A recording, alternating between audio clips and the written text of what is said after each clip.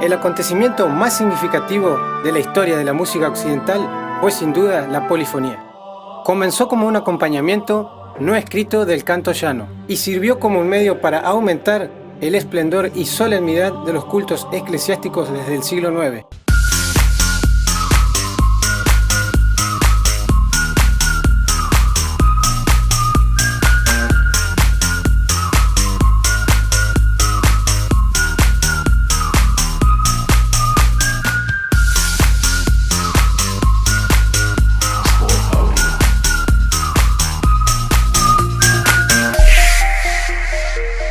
Se conoce como polifonía al sonido simultáneo de más de una melodía.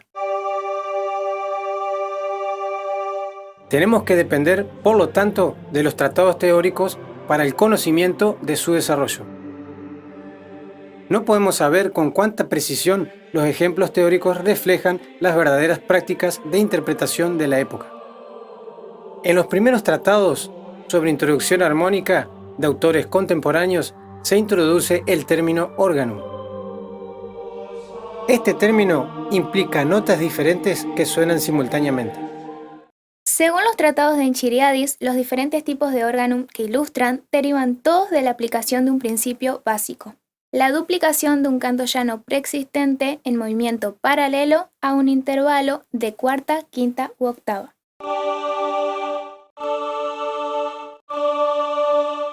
El canto llano, llamado vox principalis, cuando está doblado por otra voz, la voz organalis, el resultado es un órganum simple.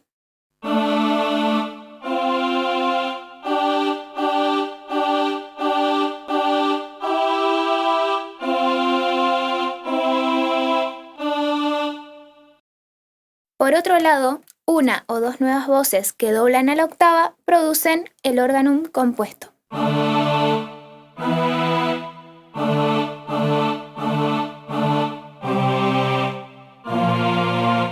Cuando el movimiento paralelo se mantiene rígidamente, estamos hablando de un órganum paralelo estricto. Cuando este movimiento se abandona temporalmente, normalmente al principio o al final de las frases, según los tratados de Enchiriadis, estamos hablando de un órganum paralelo modificado.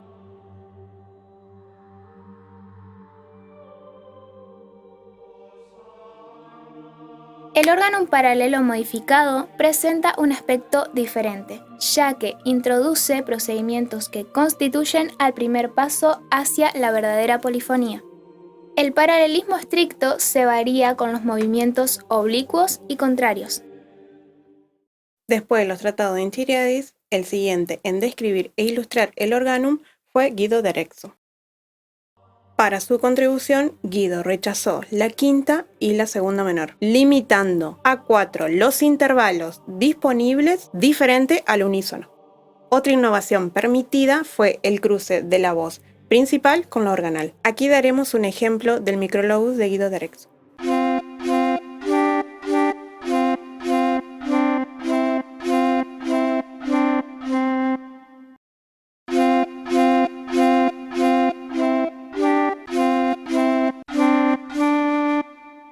Durante la segunda mitad del siglo XI, al apartarse de las restricciones del movimiento paralelo del microlobus de Guido, aparece un nuevo tipo de polifonía, el órganum libre. Dependiendo del ámbito del canto, la voz organal puede terminar sus frases en la octava superior o inferior, al igual que al unísono. Estas nuevas posibilidades de cadencia, con el libre cruce de voces, abren recursos nuevos al compositor y al improvisador del órgano.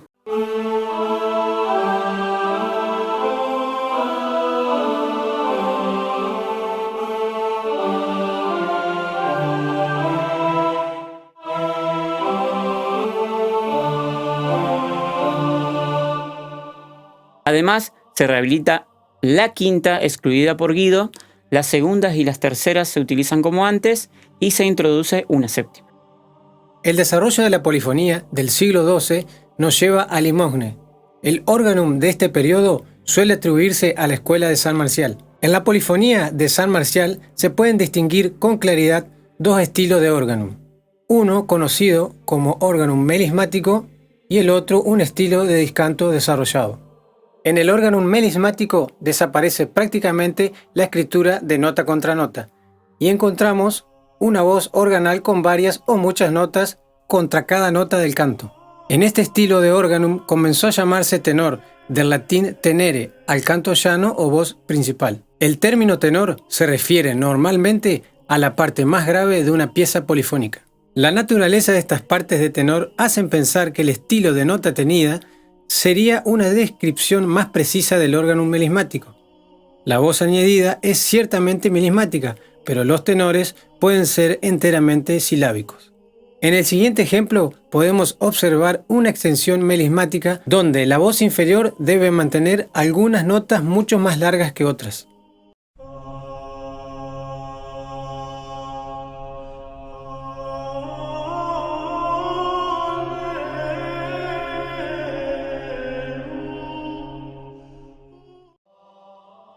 Se basaba en un principio que difería fundamentalmente del de nuestra notación. En lugar de mostrar duraciones relativas fijadas por signos diferentes de las notas, indicaba diferentes esquemas rítmicos. Esto es gracias a ciertas combinaciones de notas sueltas y en especial de grupos de notas. Alrededor de 1250, estos esquemas se identificaron simplemente mediante un número. Los más practicados fueron el modo 1 y 5. Los modos 2 y 3 también fueron comunes. Al sexto a menudo se le considera una variante de los valores del primero o del segundo. El cuarto fue más raramente empleado. Según el sistema, una melodía en el primer modo debía consistir en continuadas repeticiones del esquema, y cada frase concluía con un silencio que sustituía a la segunda nota del esquema, como observaremos en el ejemplo. La base del sistema de modos rítmicos era una unidad de medida ternaria que los teóricos llamaban perfectio o perfección. Esto permitía que cada modo pudiera combinarse con cualquier otro. El modo rítmico requerido se indicaba al cantante por la selección y el orden de las notas. El arte de la composición polifónica, desde el siglo XII hasta mediados del siglo XIV, se cultivó al norte de Francia y se trasladó hacia otras partes de Europa. Los logros más elevados en órgano fueron obra de la escuela Notre Dame, Catedral de París. Dos de los primeros compositores de la polifonía fueron Léonin y Pérotin. Léonin fue conocido como el más grande compositor del órgano. Escribió el llamado Magnus Liber Organi, el gran libro de órgano. Este estilo de secciones de nota prolongada se llamaba organum purum. Léonin compuso sus órganos para las partes solistas de los cantos responsoriales, de las misas y oficios. Pérotin, el mejor compositor de música de canto, junto a su generación, preferían combinar el ritmo mensurado con largas notas sostenidas en el tenor. Los tenores de órgano de Pérotin aparecían expuestos según una serie de reiterados motivos rítmicos idénticos. La melodía se repetía totalmente o parcialmente a fin de que una sección alcanzase la extensión deseada por el compositor. Una importante innovación fue la expansión del órgano de 2, de 3 o 4 voces. La segunda voz se llamaba duplum, la tercera y cuarta se llamaban triplum y quadruplum.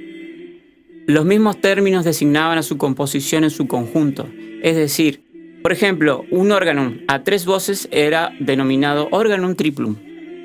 Los aportes de Pérotin y su generación constituyen lo más logrado de la polifonía eclesiástica de los comienzos del siglo XIII.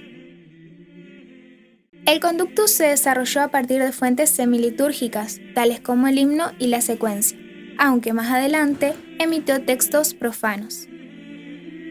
En un conductus polifónico, 2 o más voces cantan el mismo texto con el mismo ritmo. El conductus polifónico del comienzo del siglo XIII se distinguió no solo por su textura homorrítmica, sino que tenía otras características identificadoras. En primer lugar, su texto estaba normalmente musicalizado de forma silábica. Una segunda característica distintiva consistía en que el tenor en lugar de proceder de un canto llano o de una fuente preexistente, era a menudo una melodía de composición nueva que servía como cantus firmus de una composición en particular.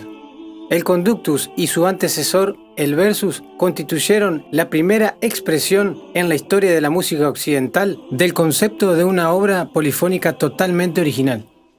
Tanto el órganum como el conductus fueron dejándose de cultivar gradualmente en los años 1250. Durante la segunda mitad del siglo XIII, el modelo de composición más importante fue el motete.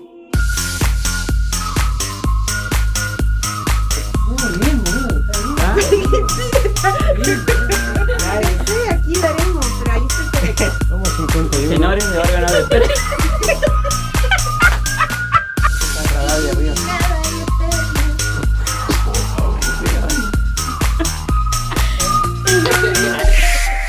Dale. 9. Según los No. tratados...